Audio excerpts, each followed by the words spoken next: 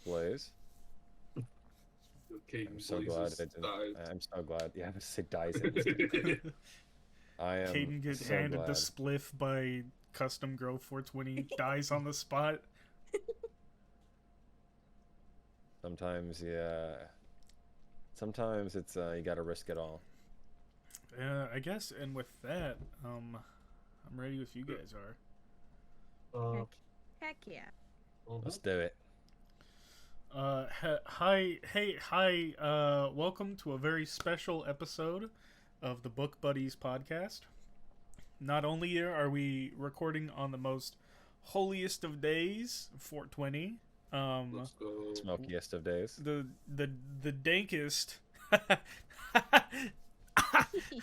of all days, we have a little Devin with us, because this month we wed the Princess Bride. Devin's a little. Devin's tall. It, depends who you're asking. I was hyperbolizing. Alright, just saying. Fuck. Just doing a bit. Anyways.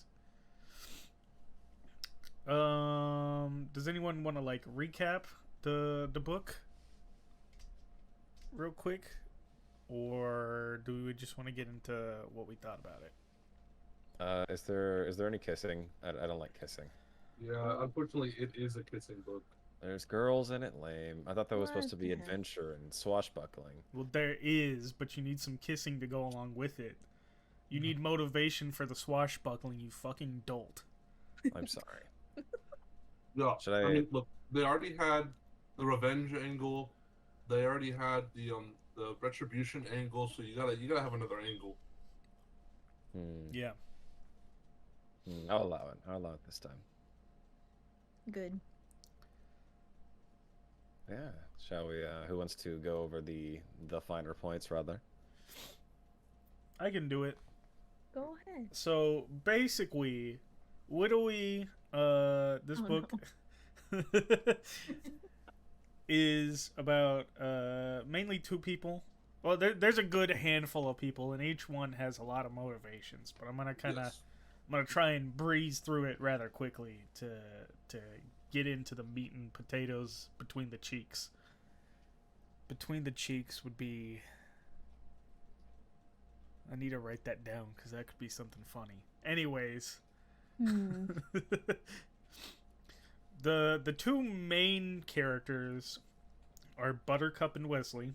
Wesley was Buttercup's farm boy, and at some point, she realizes that she was in love with him for years, and he was like, "Yo, I've been putting out every signal imaginable," and she was like, "Well, I'm literally neurodivergent, so." Pretty accurate. And then he's like, "But I'm fucking broke, so I'm gonna go to the United States of America to make some money to come back, and then we can have an actually decent life." And she's like, "All right, fine. I guess that's okay." Flash forward a couple years, it turns out he got killed by the Dread Oh, Pirate it was Roberts. 3 months, I thought. He got unalived. Excuse you. No, I think it was shorter than a year. he got I slept think it with was the 3 fishes. months. Was it? He had just left. Yeah, he had just left on the journey, and they got the news back. No, hold on. Could I- not be me. It's pretty much 3 years. I'm Jordy, could you fact check that? yeah. Can you Uh, fact check that real No, quick? because the months thing is after he gets quote let go. Oh yeah. That's right. Cause the ships, Yeah, fastest ships. Yeah, I was gonna say the timeline doesn't really match up because I think 3 months is kind of a short time to be right dead. after from him leaving to go find work overseas. To Also, America wasn't found. Shush, at shush, this shush! point. Shut up! Shut up! Shut up! Shut up! Shut up! Shut up! Shut up! You're ruining my immersion. Shut up! I'm pretty sure he left when she was 18, Mhm. and maybe it wasn't several years, but I think it She says mopes she's for a 20. while. It's around when she turns 18, and then Prince Humperdinck and the Baron Mhm. come around when she's like 21. I believe. Yeah. That sounds right.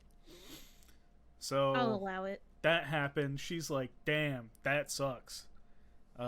She obviously goes into a very depressive state, blah, blah, blah. The Prince of Florin, the country they live in, is like, damn, my dad's dying. I need an heir to the throne so I can continue doing whatever the fuck I want, and I can just leave that little brat to, like, be in charge when I get myself killed eventually. So, he gets told by his little crony, the Baron, yo, there's this chick over at this farm. She should be your wife. And he's like, all right, cool. So they go to the farm, and she's like, I mean, I'll marry you, but I will genuinely never, like, give a shit about you. And he's like, all right, fine, I don't care about you either. I just want to hunt things. Genuinely, I'm a man who goes his own way. I'm kind of what you would call a Sigma. I was gonna say, you know what? He was giving real Sigma vibes. Prince Humperdinck would be, like, posting photos of, like, the dude from Peaky Blinders with, like, quotes over him. You know what I'm talking about? He's that kind of guy. So that happens, blah, blah, blah. Time passes. She gets kidnapped. She being Buttercup. I just want to make sure everyone's on the same page here. Mm-hmm. Yeah, we're all up to date. Another set amount of time later. Yeah. She gets kidnapped. She gets kidnapped by 3 men. A short hunchback, a really big guy, they call him a giant, and then a Spaniard, a pencil-y Spaniard. And they're like, we're gonna go kill her to make it look like another country, Gilder, killed her, so that Gilder and Florin will go to war. So they're rowing away in this boat, and then they turn around, and then they're like, oh shit, there's a dude following us. And then, of course, the hunchbacks goes, inconceivable, just like in the movie, and you go, yeah, just like the movie, yeah. And then he starts catching up to them. They get to the Cliffs of Insanity, yada yada yada. The guy that's following them goes through several tests. He beats the Spaniard, who's supposed to be the best swordsman. He beats the giant, who's supposed to be the strongest man in the world. And then he beats the Sicilian, who tells everyone he's the smartest man on the planet. It's pretty obvious that he's... Plato, Aristotle, Socrates. You forgot about Sagandus. Yeah? Nice try. You cannot convince me. You cannot make me fall for that. Anyways... So, her would-be murderers are beaten by her new kidnapper. Yep. This No, man in black. Well, that's what it was implied, was that he was gonna ransom her. And then they're like running away because he realizes that the prince is tracking them because he's a hunter. And then she pushes him down a gorge, and she was like, you can die too. And then he says, as you wish, which is the thing that Wesley said to her in place of saying, I love you. And then she's like, oh, damn, did I screw up? Oh, gee. Ah, gee, Willikers. Ah, jeez. And then she goes down, and she realizes that it's him, Wesley, in disguise as a pirate. And then he gives the whole story about how he didn't die. Long story short, it's kind of a Captain Harlock situation, if you're familiar with Space Pirate Captain Harlock, where the name is kind of just given to each captain. So he's the Dread Pirate Roberts. He got the name from the previous Dread Pirate Roberts. Yada, yada, yada. They get caught by the prince. The prince tells Buttercup if she goes back with him, he'll let Wesley go and do whatever pirate captains do. And she's like, all right, cool. Well, eventually, first of all, that didn't actually happen. He gave him to the Yeah, that was straight capping. He was like, I promised I wouldn't hurt her. Not that my man The said, prince the was Baron straight would." capping right there. Well, you know what? Hayden's got a good point. He did say he. Well, wouldn't lay a that's finger what he on said in the book too. He was like, I never said I was gonna do it. I was just gonna watch. So he gives him to the Baron, and the Baron tortures him for like months. At the same time, Princess Buttercup's like, damn, I actually changed my mind. This Baron guy, or this Prince guy, kind of sucks. I want Wesley back. So she talks to the Prince, and he was like, look, I'll send a message with my 4 fastest ships. You know, if it doesn't get to him and he doesn't get back by the time of our wedding, then you might as well just marry me. And she's like, all right, cool, that sounds all right. Flash forward to, wasn't it like, all of this goes down like the day before. It's like 3 months skip. Yeah, Time skip and it's that like moves right the day up to the wedding itself. And Fezzik the Giant, who was just kind of wandering around doing work for the kingdom since It's like, I got nothing better to do. since Vincini died, the Hunchback, who was kind of the brains of the operation. He was just wandering around. He runs into Inigo, who is the Spaniard fencer. Some backstory we skipped over him. He's searching for the 6-fingered man who killed his father. Plot twist, that happens to be the Baron. And Fezzik's like, hey, Inigo, quit being drunk because I found the 6-fingered man. And Inigo goes, what? Just like that. Yeah. Verbatim. Yeah, hammered. He goes, let me at him, let me at And him. he rolls his sleeves up and he starts winding his arm, you know? He says, get me some spinach. Gets me a little bit of that green. Hey! Green? 420? Oh. Oh! Hey. Full circle. And they're like, let's get a 420 montage. Huh? No. no. Oh, okay. Anyways. But the two are like, damn, we need someone smarter than us to help us plan a way to storm the castle so Inigo can kill the 6-fingered man. And they're like, well, the smartest guy we knew is dead, but the other smartest guy might not be dead. And they put their little brain cells together and they're like, you know what? If I was the prince, I wouldn't let that Wesley guy go either. I bet he's being tortured right now. So they find the torture chamber where Wesley's at. Plot twist, in a fit of rage, the prince mostly killed him, but they were able to take him to Miracle Max. They got a pill to make him not dead anymore. The pill only was in full effect for 40 minutes. They thought it was an hour. Blah, blah, blah. They stormed the castle. Inigo kills the Baron. It's pretty fucking epic. It's pretty hardcore, and you go, yeah, because he says the thing. You all know the thing. Yeah. We've seen the movie. Yeah, you've seen the movie. And then Wesley And read the faces and read the book. Hey. Hey. And Wesley faces off with the prince, but he's like completely collapsed in the prince's bed, and he's just kind of like bluffing the prince into surrendering, and it's pretty cool and it works. And then they find Fezzik, who happens to have 4 white horses, and then they ride away. The end. I think that was about it, right? Yeah, I think you got it. Oh, wait.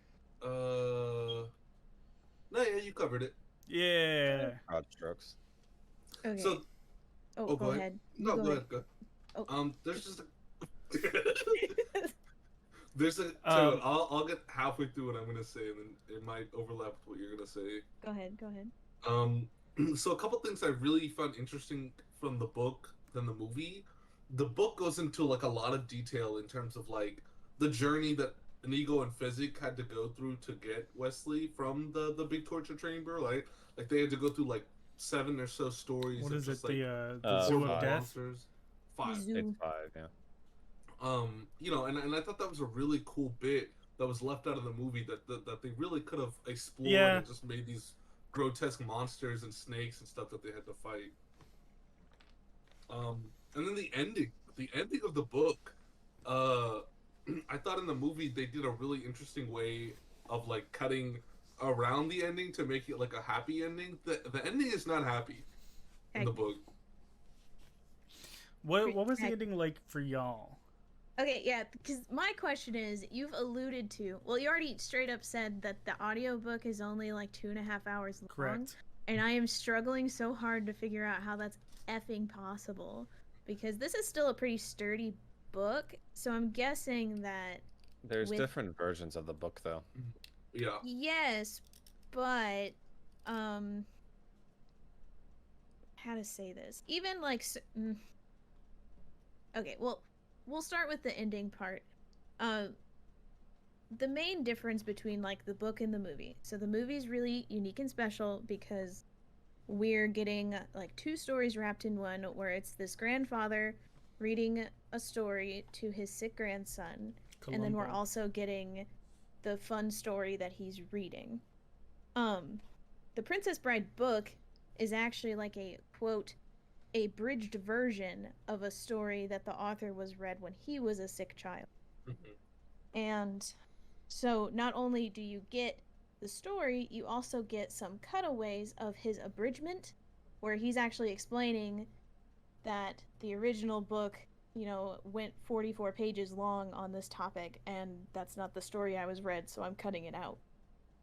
So the fun little detail we figure out early on, the little intro, he is like a grown adult reminiscing about this, and his own son turns 10. So he finally finds a copy of the Princess Bride book and sends it to his son for his 10th birthday. And he's devastated because his son doesn't even get past chapter 1. He gives up.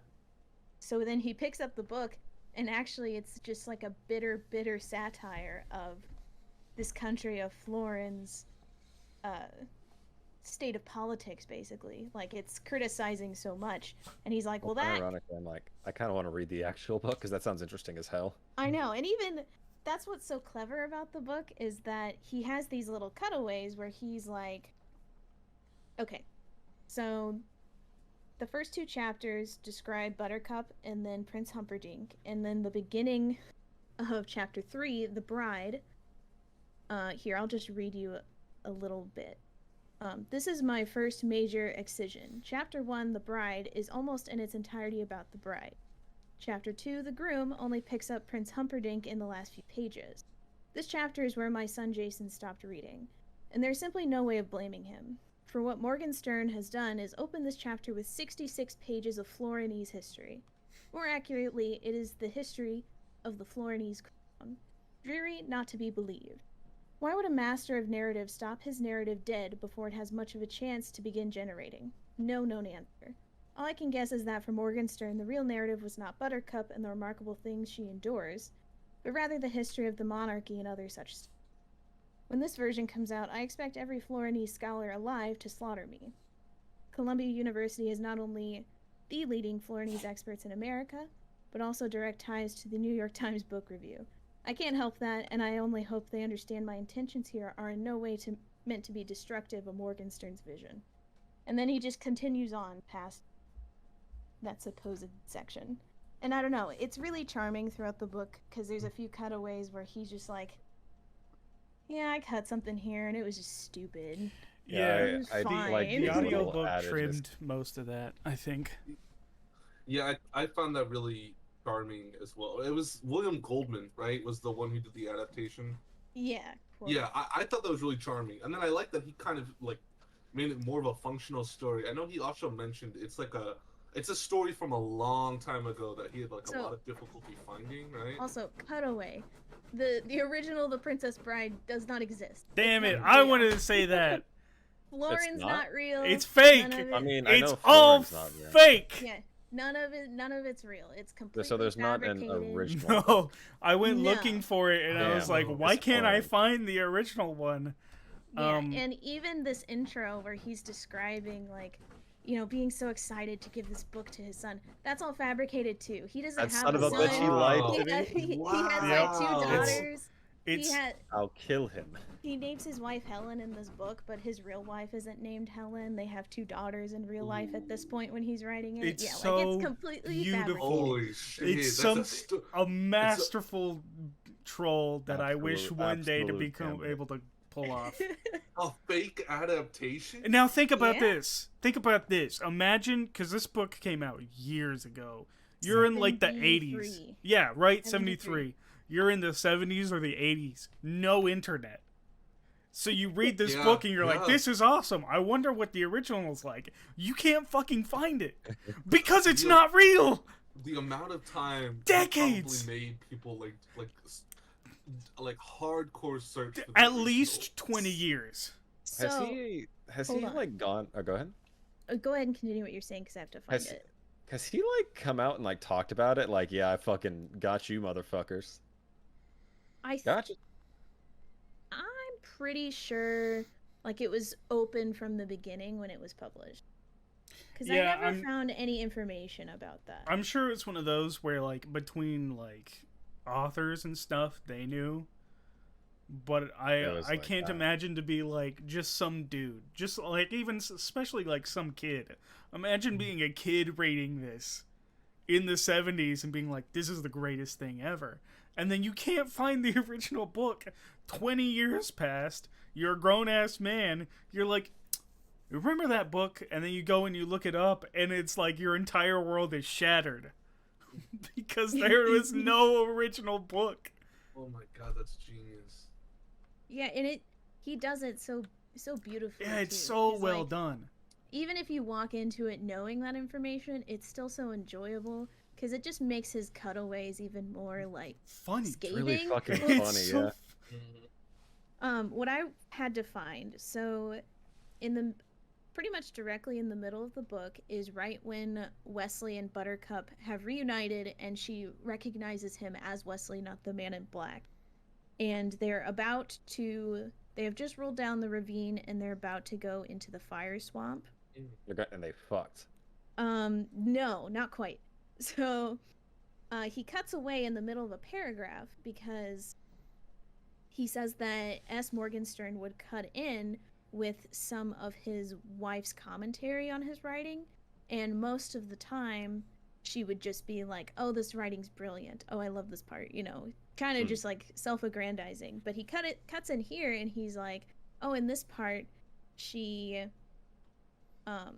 kind of critical because he didn't include anything of them like reconciling. Oh, before right, they yeah, enter yeah, the yeah, fire yeah. swamp. So that part's in the audiobook as well.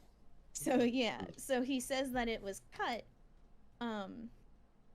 So he wrote his own few pages of what he imagined that would look like. And in this book, he's saying if you want to read it, drop a note or a postcard to Urban Del Rey at Ballantine Books, and then he gives the New York City address, basically encouraging people to mail his publisher to try to get these 3 pages. I didn't get to look it up, but I'm wondering what actually Oh, yeah. happened when Oh people my mailed God, them.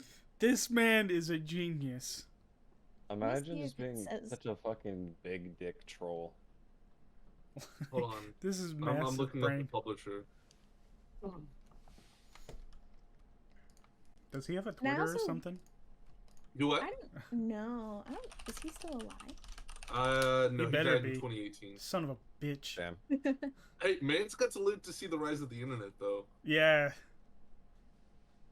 We need to go and see if we can find any like interviews before he talks about like just any all of that. For real. Okay. Many readers wrote into the publisher and did receive a letter, but instead of an extra scene, the letter detailed the obviously fictitious legal problems that Goldman and his publishers encountered with the Morgenstern estate and its lawyer Kermit Shaw. Oh my god. This letter was revised and updated periodically.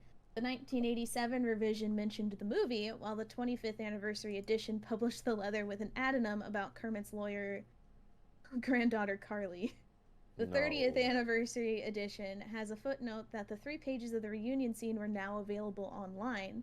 However, the website itself contained nothing but the text of the original 3 letters. This website has been since taken down. Oh my god. You can't keep getting away with This this. is That's so awesome. funny. This is so Amazing. awesome. Normally I like to research a little bit into it, but just because of work and everything this month, I hadn't had a chance, and I'm infinitely gladder I'm finding this all out now. It is really, I don't know, I love it. There was only like a few things in this book that kind of made me question it. I think Yeah, I have some actually pretty Yeah. scathing criticism, but we can get to that. But I guess the root of my question, how do you know how much the audiobook actually cut out from the book? I'm not sure. It sounded have like it was no mostly idea. most of the cutaways and like comments he made here and there. Most of the cutaways, there's like, this book does provide like pretty hefty backstory for both Inigo and Fezzik. Yeah. Yeah, we didn't get Oh. much of that in the audiobook. It was more We got Really? Inigo. Inigos. We didn't really get. We don't get any of Fezzik's actually. Yeah. I mean, I do it's- Just remember. know he's big and strong and afraid of bats. Yeah. Really? Because in the book, it's like this whole thing about how he's like a huge baby. Mhm. It's probably not very Yeah. PC, because Yeah. there's a lot of stuff in there about him being Turkish, and Uh-oh. I don't want to repeat it for risk of it being genuinely offensive, but the main thing is that they're like, you know, Turkish people have very large babies, and Fezzik was an especially large, very large baby. And pretty much his parents figure out when he's in kindergarten that he can punch really good because he punches his dad in the face accidentally and like breaks his jaw. Yeah, we So- didn't get any of that.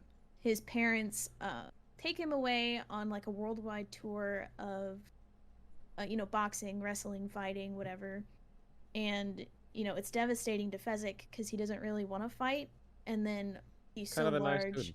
Yeah, he's so large that he wins every fight he fights, and audiences hate it because he just goes around, finds the champion, defeats the champion quickly, and the audiences boo him, and he hates it.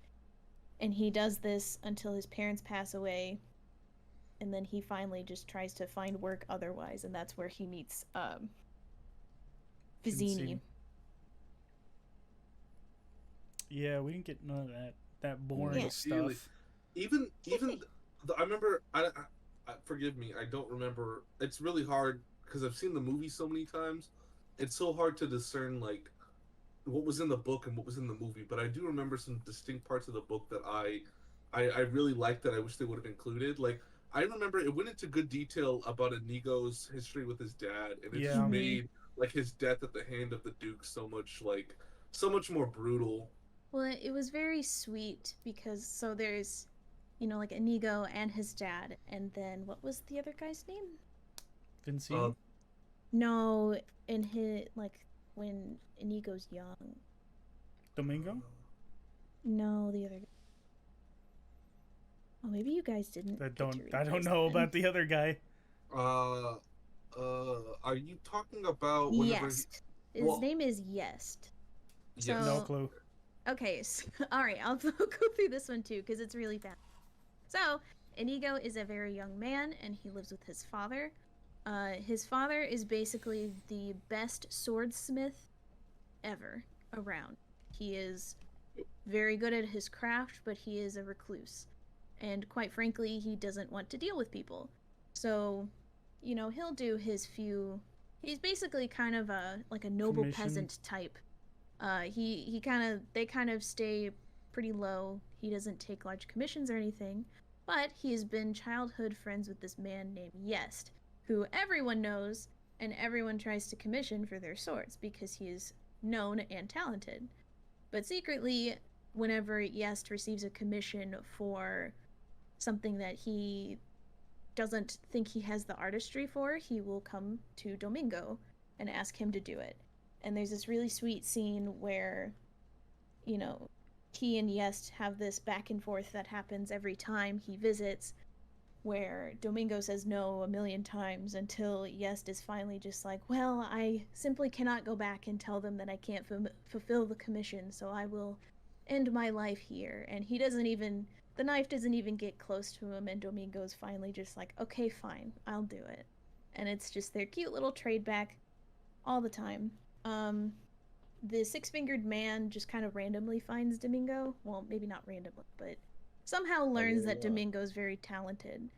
Comes in, commissions him, and he's like, I'll pay you 500 gold up front for a six-fingered sword, because no one has ever been able to make me a proper sword.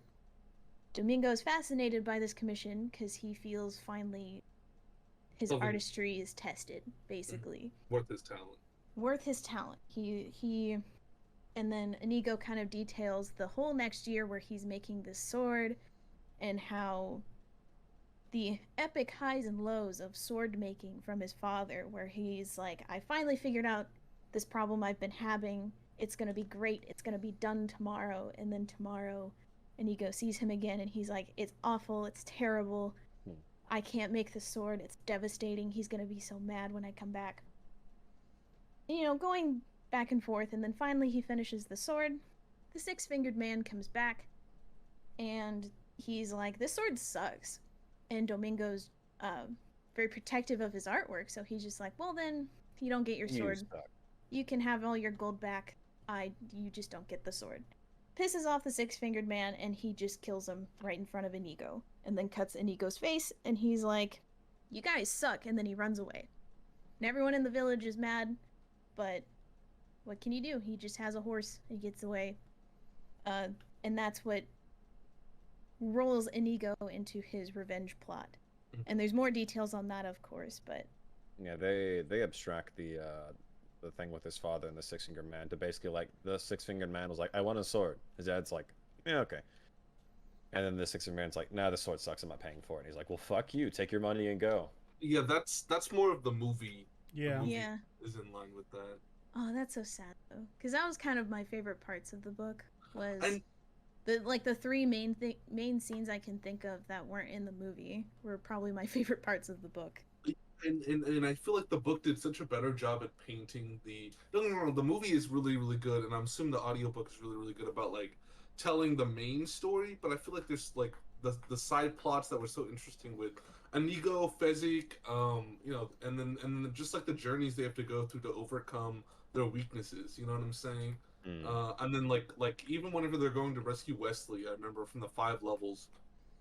I think it really like played on their dynamic together, and it just made them such a like cute, adorable duo that I really was rooting Yeah. for. Yeah, Fezzik and Inigo are absolutely the highlights of this book every time they're together. Yeah. Oh yeah, And I also think that this book does better than the movie. Now I will say, I understand why it is the way it is in the movie, but it's just more fun in the book. Yeah. Prince Humperdinck is much more of a threat Mhm. in the book, just because, I mean, it's like an addition of a small detail, and, you know, maybe grand total there's like 10 pages devoted to it, but it's very detailed about how much Prince Humperdinck really just only likes to hunt, Yep. Mhm. and He he's loves fighting. and loves, yeah, like he's kind of a spoiled prince type, and also a bit of a dangerous person in that regard. And it kind of details his He zoo wrestles a literal ape. He Yeah. wrestles an orangutan, and then kills it just like Yeah. right there. and those Um, those are not weak creatures. They're like one step removed from a gorilla. Yeah, and I think it makes him at least, so like in the movie it's kind of alluded to, but he just kind of looks like a pretty guy in an outfit. Mhm. Hmm. I think, I don't know who plays him in the movie, but he's perfectly cast. He's still like perfectly, he looks very princely, but he also does kind of give off that undercurrent of danger. Mhm. Like whenever you first see that Buttercup's going to marry him, you're just kind of like, I don't know about this guy. This I guy would gives trust me this some guy. bad vibes. Yeah. He did not juju on the beat. Yeah, so, but I think it's more fun in the book where we can kind of see Prince Humperdinck as a character, and then later in the book when he's like basically trying to butter up Buttercup before he plans on murdering her to start a war because he wants to fight in a war. Mhm. And I'm also, so like- bored. I want a war. Yeah, and that's literally what I think even he says it that way himself. He's just like, I'm bored. War sounds cool. I don't need a wife. I just want to fight stuff. Life good. Fight wife. Wife die. But okay, Oh. I want to hear your scathing criticisms. Yes, I was gonna Uh, say I'm really interested. I like the part where in the swamp Buttercup's like, "Oh, I'm kind of afraid. I don't know what's going on." He's like, "Silence, woman," and then slaps her repeatedly until she That's true. lies. Yeah, And I was there's like, every so often he kind of just, and I'm like, Wesley, I don't know if you should be speaking that way. I mean, he's also a pirate, so I'm like, okay, accurate, fair enough. But it's like, Yeah, it's but he's definitely there's a not lot of pirate it. mode anymore, you know?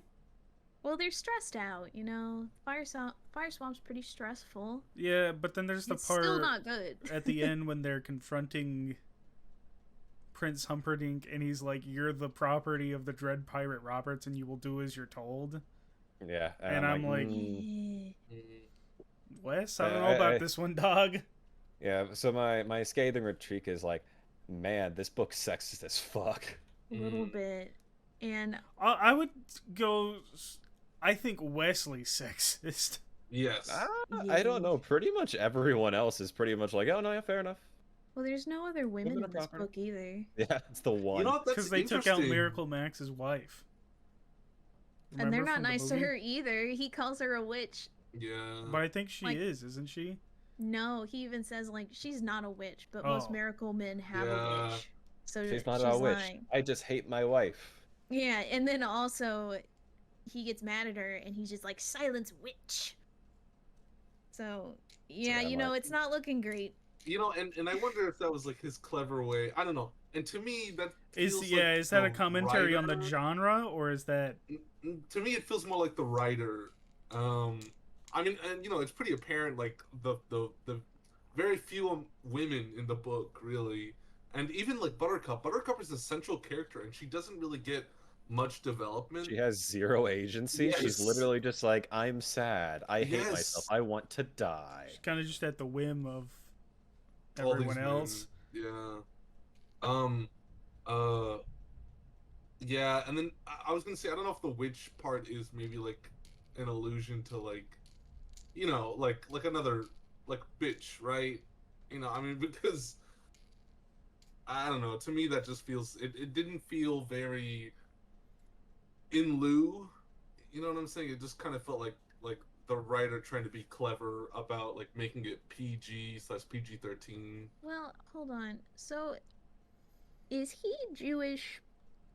William Goldman? Oh, let me look it up. Cause the little abridged part in that scene says some stuff about Oh yeah, I remember Jewish that. stuff, and dear. also like, you know, if you're calling your Jewish couple, calling the wife a witch, that doesn't look good. I was confused in that part. It happens at the very end and it's not very long.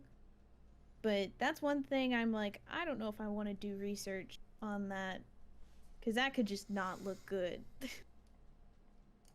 But in short, there's like an aside when we first meet Miracle Max and his wife, where he's talking about how his editor wanted to take this part out because the characters seemed Jewish. Oh my god, of course I find the scene. What? Yeah. Okay, hold on. No, so The Princess Bride was originally a screenplay. You want to know what other screenplay William Goldman wrote? Which one? Butch Cassidy and the Sundance Kid. What? Yes. Yeah. He also wrote All the What? President's Men. What That's a pretty weird crazy. Yeah, what a weird, like, not discography, but like credits page. Yeah, bibliography, if you will. That's Yeah. what it is. Yeah. Trying What to a find, weird like- list of things. Yeah. The books he wrote, because apparently he wrote quite. There we go. Works. Screenplays. Yeah, I can't find it. That's Okay. pretty wild. Fucking love Butch Cassidy and the Sundance Kid. That's fucking wild. Okay, Man, novels. The Thing of It Is series, Baby Levy series, Temple of Gold, Your Turn to Curtsy, My Turn to Bow, sounds cringe. Soldier in the Rain, Boys and Girls Together, No Way to Treat a Lady, Princess Bride, Magic, Tinsel, Control, The Silent Gondoliers, The Color of Light, and Heat. Oh, he's from Texas. Heat as in the. No, Maybe not. That's my bad. He is in A Soldier of Fortune in Vegas. No, not the Heat I was thinking of. I was thinking of the heist movie. Yeah, that's what I was thinking, but yeah, it's not that one. And also he's New York. He's like born, raised, and only stayed in New York. Was it? Yeah. Wait, Oh, he was wait, born in Chicago. wait. Born in Chicago. Yeah. Okay, so he is Jewish. He was born into a Jewish family in Okay. Chicago. And then Oh. Ugh. So okay, I feel better about the the part answer is then. yes, he is Jewish. Okay, I feel better about the part then because it's one of those things where the way it was phrased, I was like, I can't tell if this is that's still a being pretty. nice or being like self-aware. That's a pretty oof line though. Well, here, so I'll just read the section. So, one last thing. My editor felt the Miracle Max section was too Jewish in sound, too contemporary. I really let him have it on that one. Oh, okay. And then I'm skipping some lines. And so here the point is, if Max and Valerie sound Jewish, why shouldn't they? You think a guy named Simon Morgenstern was Irish Catholic? Funny thing, Morgenstern's folks were named Max and Valerie, and his father was a doctor. Life imitating art, art imitating life. I really get those two confused, sort of like I can never remember if claret is Bordeaux wine or Burgundy. So, you know, it's not that bad. I just Yeah, was I sure think what that I could be read. worse. Pretty, yeah, but that one's pretty fine. He's like, yeah, so what if they're Jewish? Don't be fucking weird about it. Get used to it, bozo. Oh, yeah, that's a good take.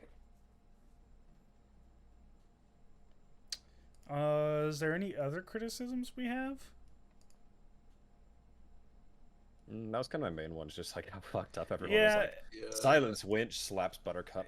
yeah, that's the only like big one that jumps out at me as well. Is that they Mhm. were just kind of like, "Shut up, woman."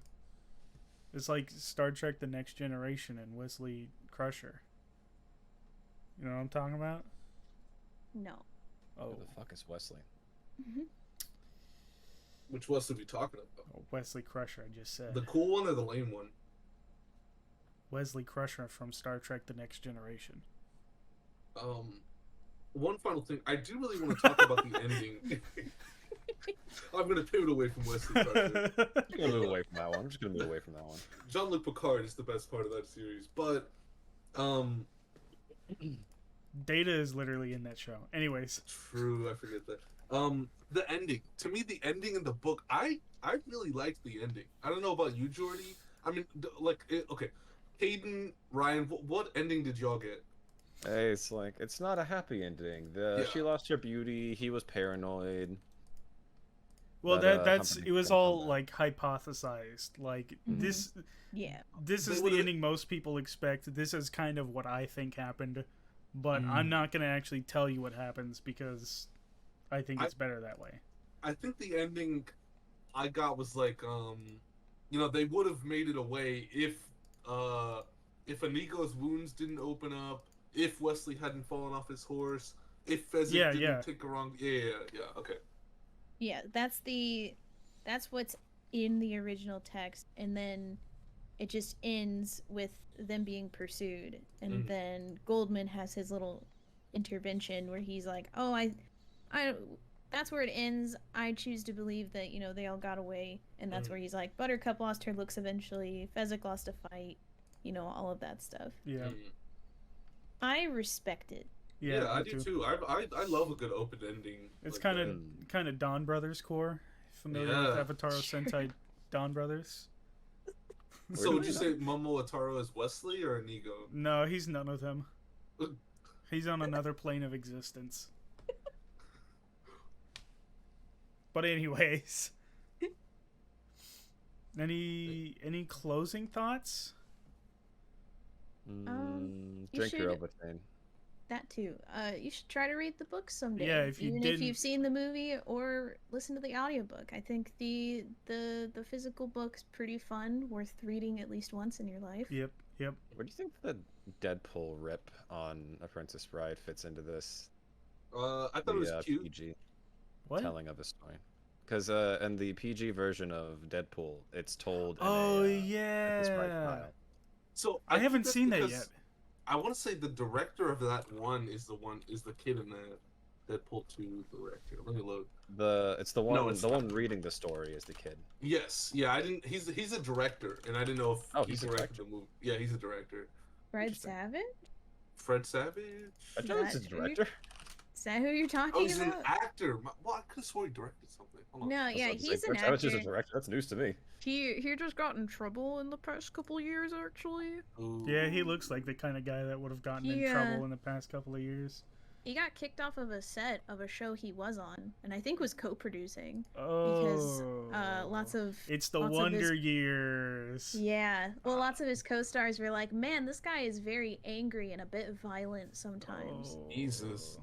Oh, also he does direct, but he got an award for hold on, I just saw it. Oh yeah, I see the misconduct things too. Yeah.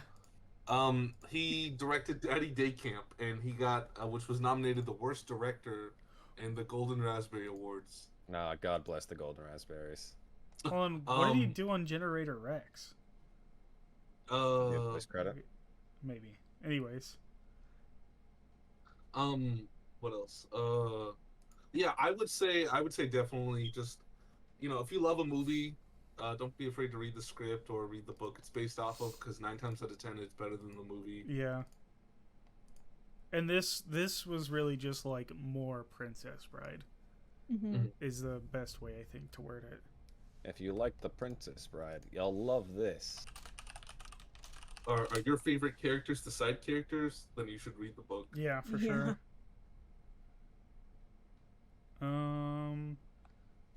Any other comments, questions, concerns? People, places, things, ideas? Only nouns. Mm, Only nouns? We don't want Ron DeSantis after us. Only nouns. Oh, Okay. Sorry. I'm gonna say No, you already used a pronoun. socks.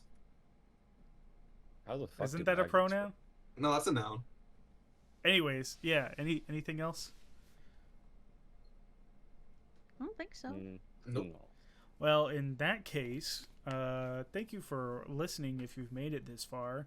Don't forget, May, we're doing Philip K. Dick's Do Androids Dream of Oh Electronic my Sheep. god. I read that one. I'll be there. Phenomenal book. Excellent. I think you have my copy, Tevin. I think I do too. I apologize. I'll get you a new one. I found the audiobook because I listened to it at work, Mhm. and I think I found a weird version. So I'm going to look around and see. It looks like there's a version that might be an adaptation of Blade Runner and not actually Oh wow. the book. So I'm going to have to do some Yeah. research on that, but I If you- might I might run into the same problem Yeah. too, because I have a really cheap copy and it says Blade Runner. yeah, that's what my Philip K. audiobook Dick's- copy. Yeah. If you want, you can go to like a bookstore and let me know how much it is, and I'll send you the money. Okay, I'll let you know. I don't think my Uh, copy was even that much to begin with, so. Yeah, does anyone have anything they need to shout out? We have a link tree. Yeah, we have a link tree. Ooh. Our socials are on there. Devin's socials are there too. Ooh. Who the fuck is Devin? Mr. Balls. He's been here for like the Athletes. past hour, jackass. I know him as Mr. Balls. The Devin thing kind of threw me off. Okay, well, anyways, bye bye. Bye bye. Also, before you stop recording,